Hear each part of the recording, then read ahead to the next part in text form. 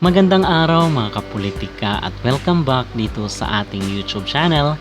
Sa vlog na ito is pag-uusapan po natin part 2 na ngayon dito sa update natin kay Sofronio Vazquez sa mga ganap niya ngayong araw, January 13, 2025.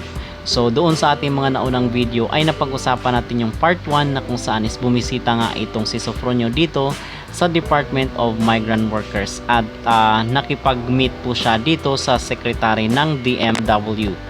But in this video po mga kapolitika is yung part 2 kasi in-interview na rin po ni Tony Gonzaga itong si Sofronio Vazquez today. Ito po yung part 2 na ating pag-uusapan kasi napahagulhol or umiyak daw itong si Tony Gonzaga together with the staff of Tony Talks kasi meron nga itong YouTube channel. Pero bago ang lahat ay huwag kalimutang mag-like at mag-subscribe na rin kayo para updated kayo sa ating mga latest issue. At update pa rin po tayo dito kay Sofronio Vazquez. Ngayon may schedule po siya na kung saan is in-interview siya dito ng GMA and then andun din po siya kanina dito sa Department of Migrant Workers yung post ni Ma'am Aida, itong kanyang talent manager na nag-handle sa kanya while andito po siya sa Pilipinas.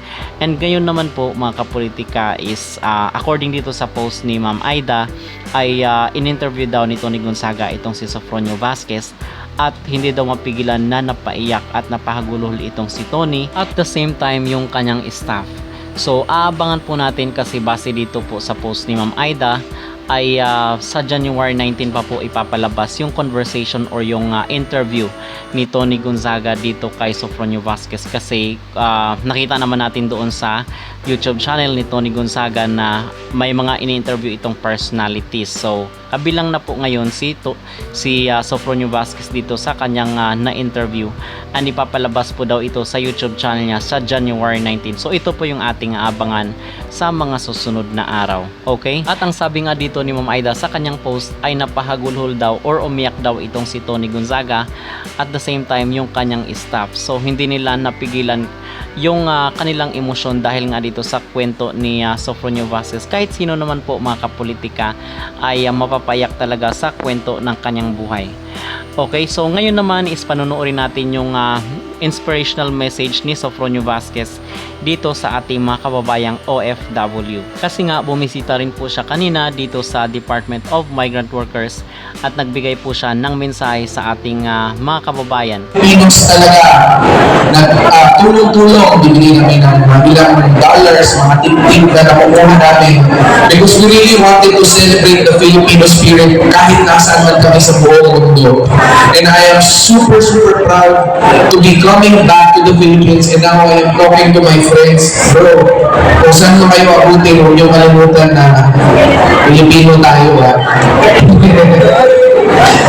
Hi, maraming salamat kay Kuya Mike for having me say something. This is my first time speaking in front of people at hindi ko alam kung ano sasabihin ko but alam ko maiintindihan niyo kung gaano ka-grateful yung aking puso with the love and support. Not everyone will know me.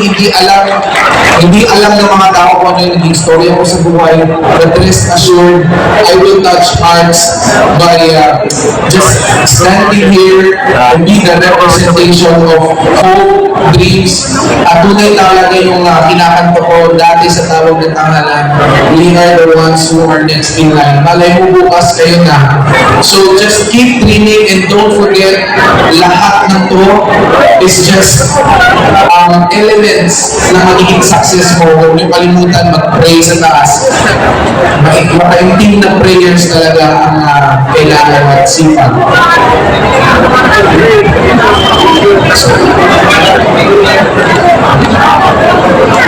Pintahan daw natin yung okay.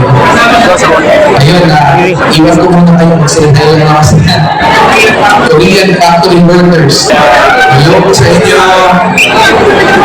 What's up? Kumusta po kayong lahat? Ayan, sa ating 250 Korean OFW na ayun o. Ayan lahat. Hello. Guys, kung hindi dahil sa inyo, hindi tayo magkakaroon ng magandang mga produkto, kaya sipagan nyo lang doon na huwag niyo malimutan na marami maraming umaasa dito dahil sa tulong at sipag namin. Thank you. Bali sa inyo. At mga kapolitika, yun po ang naging mensahe ni Sofronio Vasquez dito sa ating mga kabayang OFW sa kanyang pagbisita dito sa Department of Migrant Workers. So yun po ang ating update ngayon dito sa mga ganap ni Sofronio Vasquez ngayong araw dito sa ating bansa. And tomorrow ay patuloy ko rin po kayong i-update sa mga ganap ng ating Grand Champion dito sa The Voice Season 26 na si Sofronio Vasquez. At don't forget to like and subscribe para updated kayo sa ating mga latest issue.